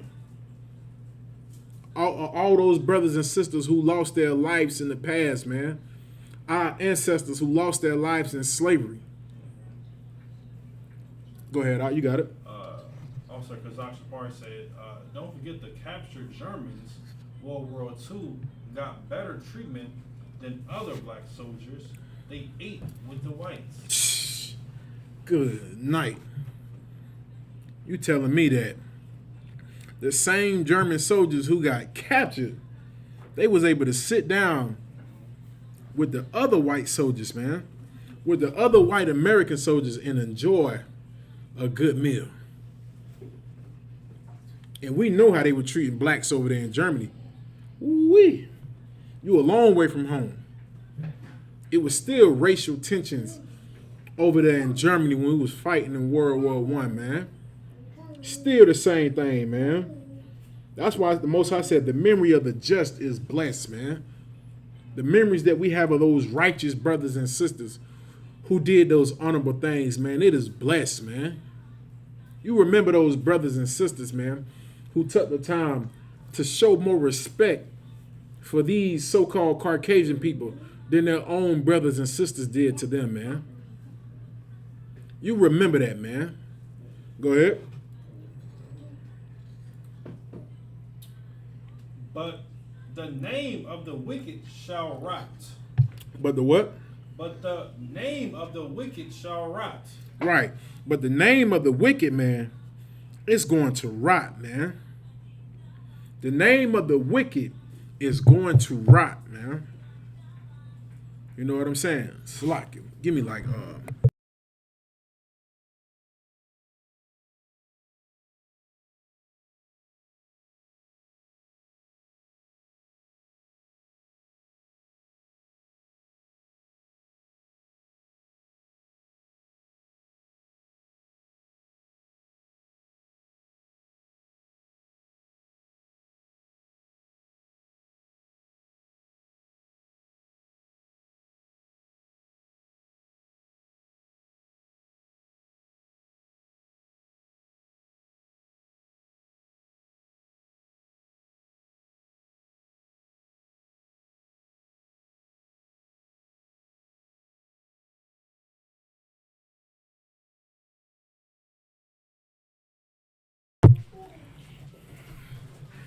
Slack it. You can read that again from the top. Oh, okay. Proverbs chapter 10, verse 7. The memory of the just is blessed. Right. The memory of the just is right, man. It's blessed. Go ahead. But the name of the wicked shall rot. Right. And the name of these racist presidents in the past, man, is going to rot, man. The name of George Washington is starting to rot, man. All of these names are starting to rot. Even the name of a Confederate lieutenant general. I'm going to tell you about another name that's about to rot. You got that article on Wade Hampton? Which one, sir? I don't know if I sent it to you. It was a picture of the screenshot. Yeah. Now let me tell you another name that needs to rot. This is the name of a Confederate lieutenant general out of South Carolina, man. This lieutenant general's name, if you're from Greenville, South Carolina, you know this name when I tell you who this is. This is the name of a Confederate lieutenant general, and his name was Wade Hampton III. Wade Hampton III. Let me tell you who Wade Hampton III is. In the UPK, we're gonna tell you who Wade Hampton III is. Right. Because guess what? Right here in Greenville, South Carolina, where we at, they have a high school built to this Confederate general named Wade Hampton III, where tons of black students go and play basketball for their high school, play football for their high school, run track for their high school, man. This general, whose name needs to rot, was a Confederate lieutenant general, man. You got that screenshot out? You got any comments, anything up? Sir. Come. Because I started saying our soldiers were not permitted in the mess hall with whites. Good night. Wade Hampton High School takes its name from Wade Hampton III. Can you read that loud again for these brothers and sisters out here? Wade Hampton High School takes its name from Wade Hampton III. Damn. Wade Hampton High School. Right here in Greenville, South Carolina, which they just rebuilt the school a couple years ago.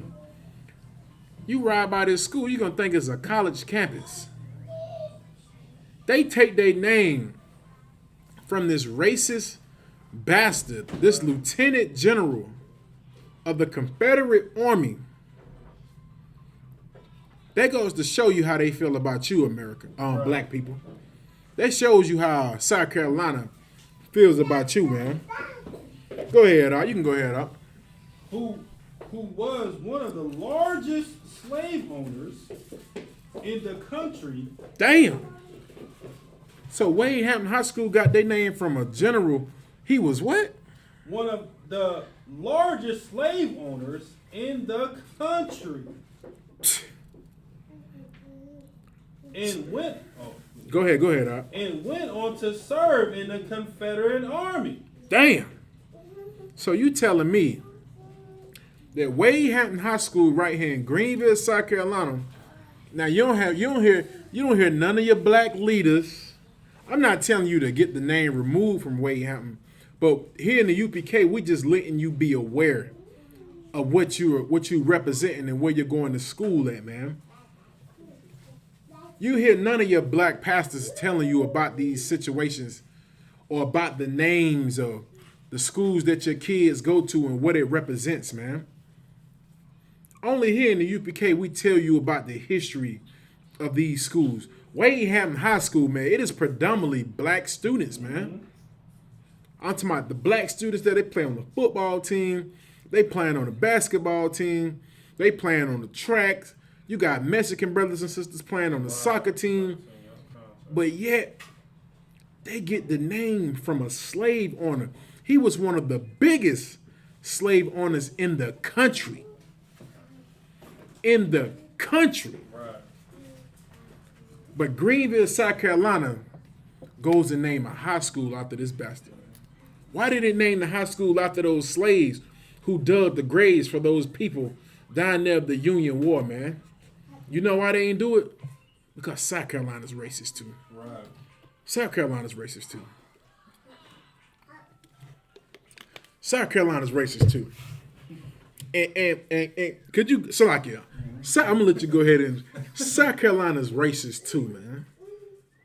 They hate blacks too. Right. They don't like you. They just tolerate you. And to show you that they show you their love for you, this is what they do. They go and build a damn high school for a racist devil who was one of the top slave owners in the country, man. Go ahead, Ak, if you could. Salaki, damn, Salaki. And as the governor of South Carolina. Damn.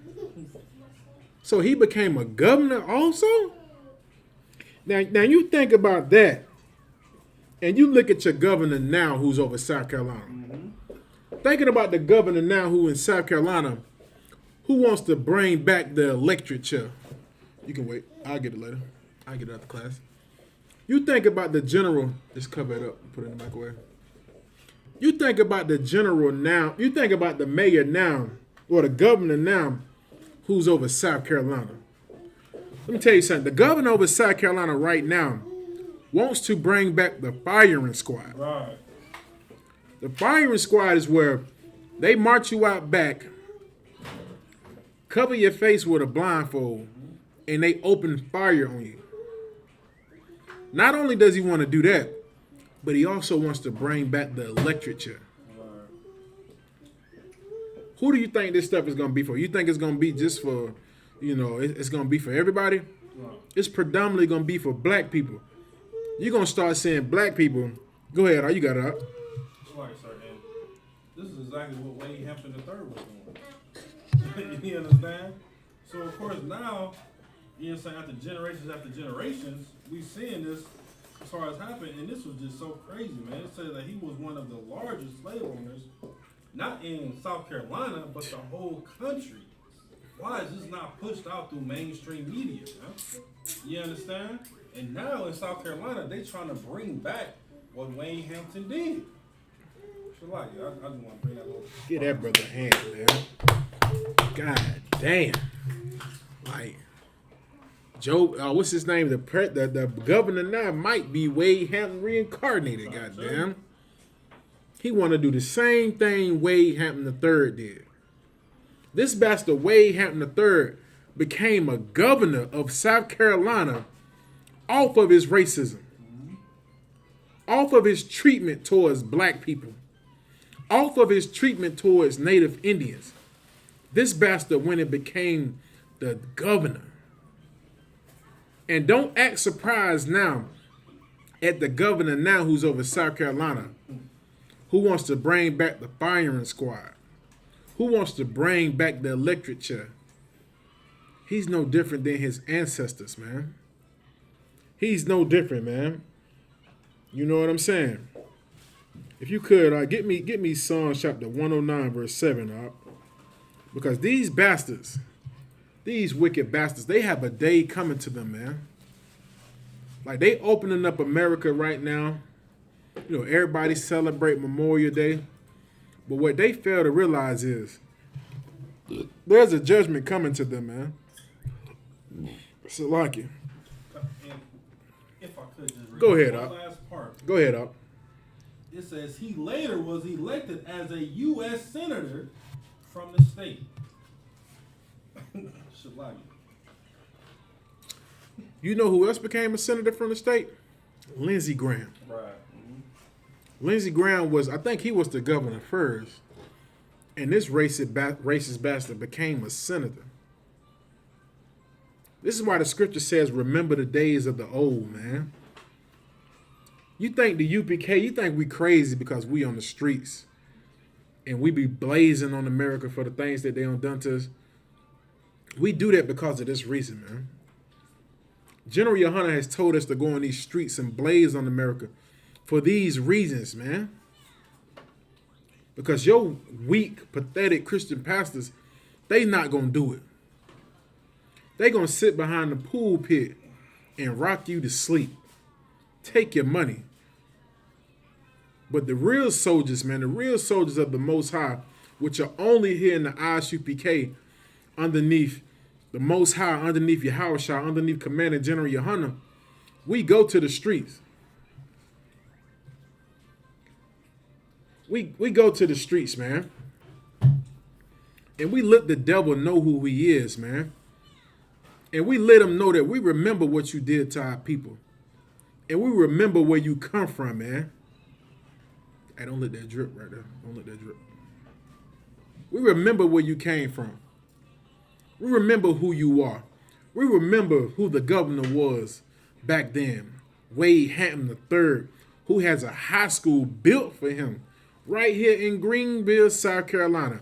And that's only one Wade Hampton, I think, in South Carolina. Right. And it's right here in Greenville, South Carolina, man. Listen, I didn't know this until I came into the truth, man. Wow. I never knew. I used to ride up and down. They even got Wade Hampton Boulevard. Right. And the whole time, all this name came from a racist Confederate general, Senate, slave owner, governor. Come on, man. Y'all remember that, man, especially if you're down here in Greenville, South Carolina. When you see us on them streets blazing on America, man, remember these things, man. Remember the history of America, man. Go ahead, Ark. You got it, Ark. You said Psalm 109 and 12 and 10, sir? Psalms 109, verse 7, man. 7, Shabbat. Because this bastard like Wade Hampton III and these bastards like George Washington, all of these presidents and all of these disgusting bastards who everybody shows they go out and represent Memorial Day from, man. This is what the Most High says is going to happen to these bastards, man. Go ahead, Ark. It's the book of Psalms, chapter 109, verse 7. When he shall be judged, let him be condemned. Damn right. Let them be punished, man. Right. When these bastards get judged, let them be punished, man. Don't try to step in the way and save these bastards, man. Let them be judged, man. Let the Most High do what he's going to do to these people because they have done horrible and disgusting things to us, man. Horrible things. This Confederate general, this Confederate governor, this Confederate senator has a whole high school named after him. That's how they show honor to their people, man. That's how they show honor to their racist leaders. They make a high school for them and then send black people there. And then you got, and this is the horrible thing about it. You got black people playing basketball up and down the court with this devil's name on their jerseys. Right. Your sons and daughters who were the slaves of Wade Hampton shooting basketball up and down the court with his name on their chest, man. Right. Your son out there shooting basketball on his chest, it says Wade Hampton, who was a slave owner. Your kids graduate from Wade Hampton High School, their degree has his name on it. They get the coat from the football, it has his name on it. And you mean to tell me we crazy? We wrong? We don't know what we're talking about? Come on, man. America hates blacks, Hispanics, and Native Indians, man. Do you understand what we telling you here in the UPK, man? Think about this hard, man. Think about this, man. Not only is it here in Greenville, South Carolina, but this is all over America, man. Right. All of these universities, your kids, Harvard University, Stanford University, all of these colleges and high schools we go through, these are from oppressors, man. And they got our children participating in building up their schools, man, building up their empire. And we walk around with their names on our chests. Clemson University, South Carolina State, Charleston University, Charlestown. That's what it's Charlestown, but they call it Charleston. Right. And we play for their sports. We graduate from their colleges, and we act as if we're better than each other, man. When in all actuality, man, we are slaves, man. You got it, Marduk. The Sister Yaila said this is true slavery. You see, get a sister a hand, man. Only brothers and sisters here in the UPK understands that, man. They think we're crazy. Like the brothers in North Carolina say, unplug from the matrix. They think we crazy because we have unplugged from the matrix. Because we wake up and realize something, that we still slaves. Right. We ain't free. What, you free because you can go buy some shoes from a store? Right. Let me ask you a question. If you were free, how come when the police pull you over, the first thing they ask you is, where you headed? Where you going? Where you coming from? If you free, it doesn't matter where you coming from. Mm-hmm. You know who they asked that to? You know who they used to ask that to? To the slaves. Right. You wandering somewhere, what the slave patrol would say to you? Where you going, boy? Where you going, woman? You a grown man. Where you going, boy? You a grown woman. Where you going, girl? 2021, you get pulled over by a police officer. Where you headed, man?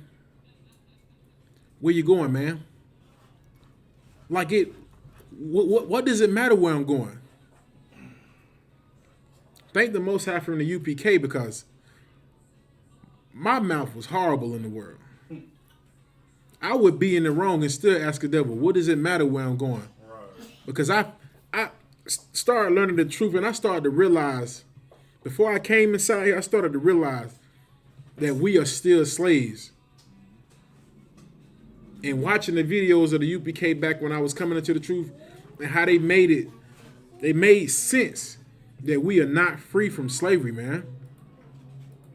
Well, some white oppressor can pull you over with your kids and your wife in the car, and your wife knows how hard you work, how hard you build your family up. He pull you over. Where you going? Where you coming from? And then your wife look at you, your kids looking at you. He's asking you all of these, pretty much interrogating you like you a child, man. Because we are not free from slavery, man. We are still slaves, man.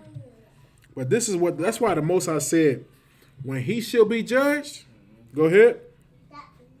Let him be condemned. Let him be punished, man. Let that bastard get what he deserves, man. Get the hell out the way. Stop trying to save these disgusting bastards, man. All the hell they don't gave us, let these bastards fall, man. Let them die. Let the Most High punish them, man. You see what I'm saying? No. You know what I'm saying? Stop listening to your Christian pastors telling you we all should love each other. We all need to come together and join hands. Hell no, man. Let the Most High punish these bastards. That's why when coronavirus hit, we were praying for our people, but we understood what it was, man. We understood what it was, man. It was the Most High condemning America for how they have treated us over the years, man. Of how they treated blacks, Hispanics, and Native Indians, man. We understood when the Most High was bringing down this empire. We understood it was the Most High punishing this place, man. Condemning America. And he's still doing it now. Right now, America can't keep nobody at these jobs, man. Everywhere you turn your head, it's a now hiring sign. When you see that sign out there, just know it's the Most High condemning America. When Donald Trump stood up there and said, let's send the Mexicans back to Mexico, they did it, and guess what? Now the Most High is condemning America. Go ahead up. Verse 8.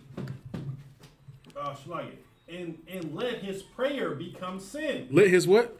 Prayer become sin. This is my last article right here. I've been holding this out.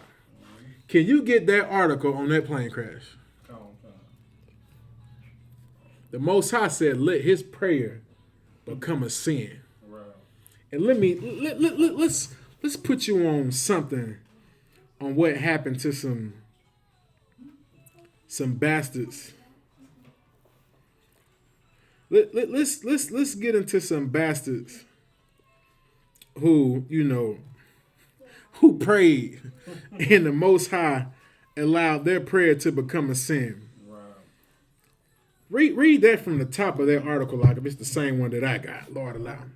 Daily Mail revealed 90s Tarzan star Joe Lara, his Christian Diet guru wife Gwen, and 5 other members of controversial church were en route to MAGA rally. To where? MAGA rally. To where? MAGA rally. Make America Great Again. Go ahead. Rally featuring Roger Stone when plane crashed and killed all 7 on board. Most High in Christ, man. That's why the Most High said, let his prayer be a sin. Because think about all them MAGA supporters on that plane who had their hands just like this. And they were praying. That damn prayer became a sin. And everybody on that plane died. And these were Christians. Right. These were so-called church leaders. If you could you read that article for me? This made my day.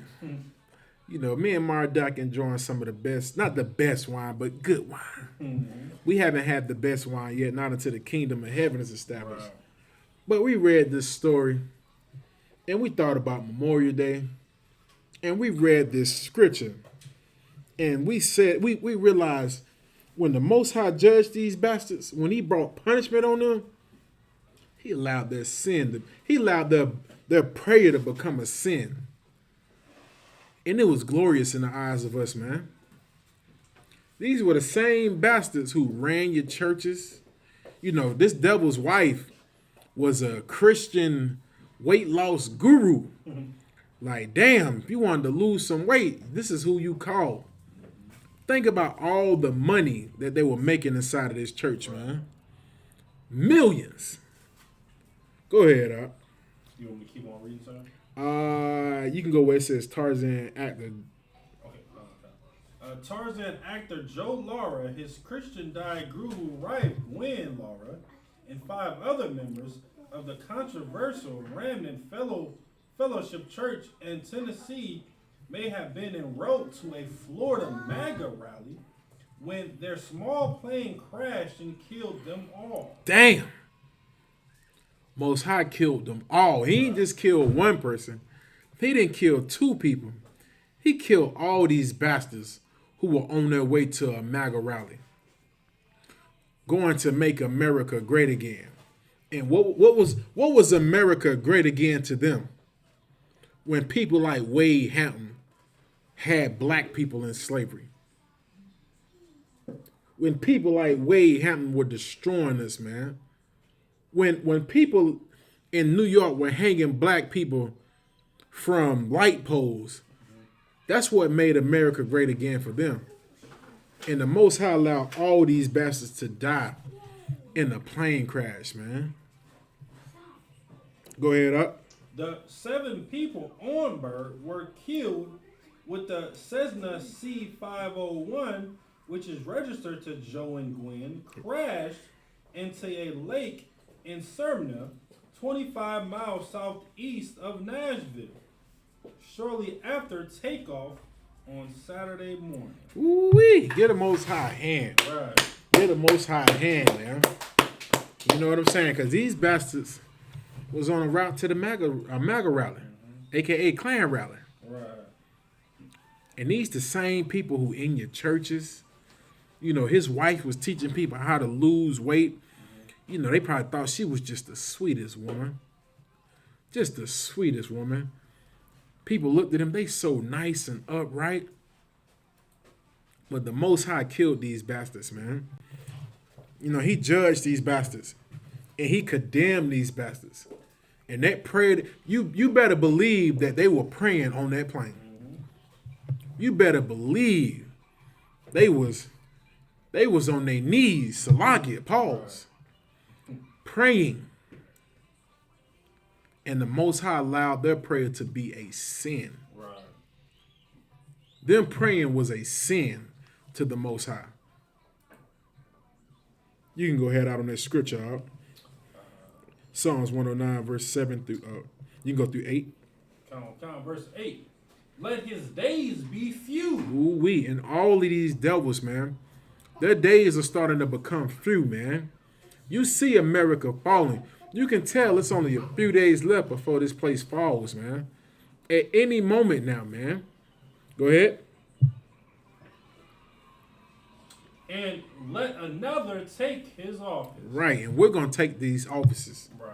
The offices that they hold over the world as the leaders and the governors and the rulers of the world, man.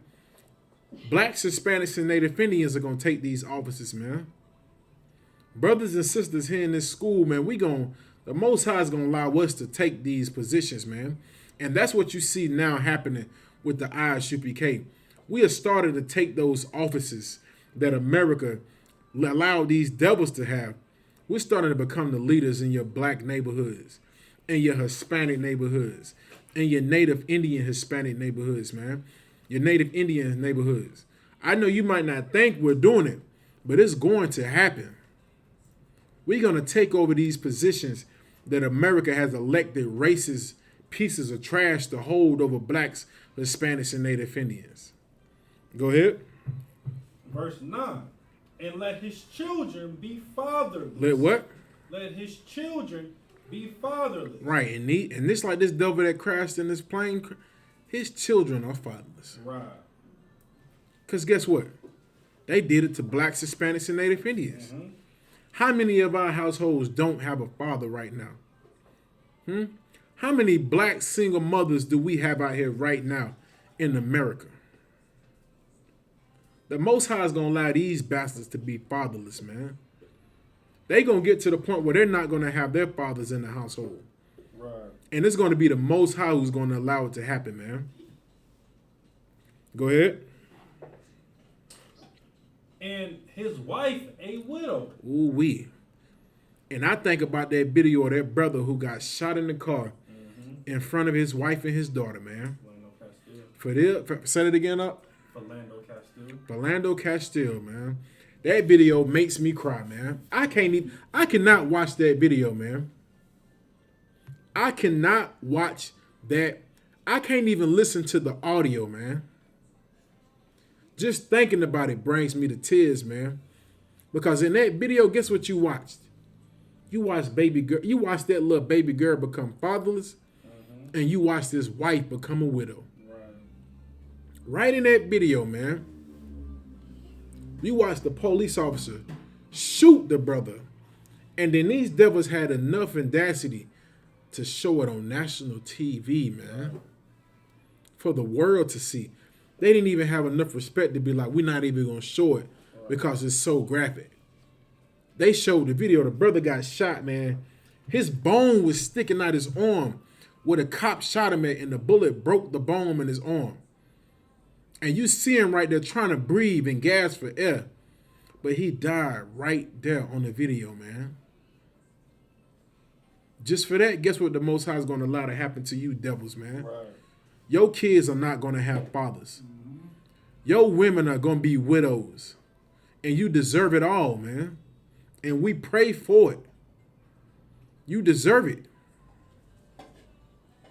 What the Black, Hispanics, and Native Indians did to you to where we deserve to be shot and murdered in the streets of America, man? What have we done that's so bad? We buried your soldiers, man. We dug your soldiers out of a mass grave and buried your soldiers. And we had a memorial for them. Right. March for them. Had our children carry flowers for them, man. But yet, we still get shot in the car on national TV, man. We still get murdered on camera. We still have videos where police kick in your door and shoot you in your house like they did to Sister Breonna Taylor, man. Had the damn, come on, man. Had the video. You show me a video where they don't show some white woman being murdered and shot on cops for being innocent. For being innocent. They showed the sister dead on national TV, man. And you think about that when you want to give your love to America, man. When you want to go join their military. When you want to go join their police force. Or when you want to go marry one of their sons and daughters, man. Think about how they done did your people over the years, man. Separate from these people, man. Because the Most High is going to bring judgment on their people, man. And he's going to allow their children not to have no fathers, man. And he's going to allow their women to be widows. Go ahead. Let his children be continually vagabonds. Let them be vagabonds, man. Let them not have any land. And we'll get into that place now where these devils are not going to rule over anything in America, man. Anything in the world. Look at, what's the devil, Prince Harry, whatever his name is, Pauls. The prince over there in London, he had to come to America because his family don't want nothing to do with him. That bastard became a vagabond. And it's the worst thing about that. That white woman he's with, who they think is black, guess what Prince Harry and his wife went to? And guess what? They came to America, but guess who accepted them in? You know who accepted them in, Mardoc? Tyler Perry. Tyler Perry opened up his mansion for Prince Harry. Oh, wow. Opened up his arms and embraced this same racist devil who had pictures of him in a swastika uniform, in a Nazi outfit. Yeah. Tyler Perry opened up his arm and said, let me embrace you. Because he's gay anyway. Right. Tyler Perry probably hugged him as soon as he seen him. He didn't even hug the woman. He pushed out the way and hugged Prince Harry and squeezed him tight and embraced him and whispered sweet sonders in his ear. Because Tyler Perry is a homosexual. Right. And Tyler Perry doesn't understand these scriptures, man. And he don't understand that Prince Harry is going to be a vagabond. Mm-hmm. Go ahead. And beg. And what? And beg. And what? And beg. Mm-hmm. Go ahead. Let them seek their bread also out of their desolate places. Right. And that's what was happening. That's what's happening now. You see it now. Okay, we seen it today. It's this devil. Every time we go by this job on Pelham Road, this nigga's always in the wheelchair with no legs, begging. I'm talking about, this is biblical. Right. Whenever you see these white people out here on the streets with their signs up, begging, this is biblical. The Most High is making them vagabonds, and he's making them beg for everything they need. You wonder why you starting to see an increase of devils with their signs up, begging, will work for food. A veteran with no place to stay. Disabled veteran. The Most High is allowing this to happen, man. He's bringing judgment and punishment on these bastards, man. And we need to get the hell out the way. And let whatever the Most High gonna do to these bastards, let it happen. Right. Because they deserve it, man. They deserve it. Let them beg. I love to see them begging. If I could drink and drive, I would have a drink in front of them and ride right by. That's why when I see them begging, I would not give them 1 penny. Right. 1 penny. Let them beg. Because the Most High say he's turning them into a vagabond. And he's letting them beg, man. He's letting them get their bread from the desolate places. You wonder why you see them in a trash can trying to get their food out there, man. That's the Most High crippling this place, man. You can go ahead, Out. Let them seek their bread also out of the desolate places. Let the extraordinary catch all that he hath. Ooh-wee. And that extraordinary, let somebody extort them now. Right. Now somebody's going to start to extort them. And that's what you see what's happening with China. China's starting to extort America. Go ahead. And let the stranger spoil his labor. And verse, you got it, verse 12? Verse 12. Let there be none to extend mercy unto them. Just read that again, Up. Let there be none to extend mercy unto them. Mm-hmm. Neither let there be any to favor his fatherless children. Damn right. And don't let nobody show no mercy to these devils, man. Don't let nobody show no mercy to these devils, man. And show no favor to his damn children, man. And with that, I'm going to pass the class over to Officer Maradaki.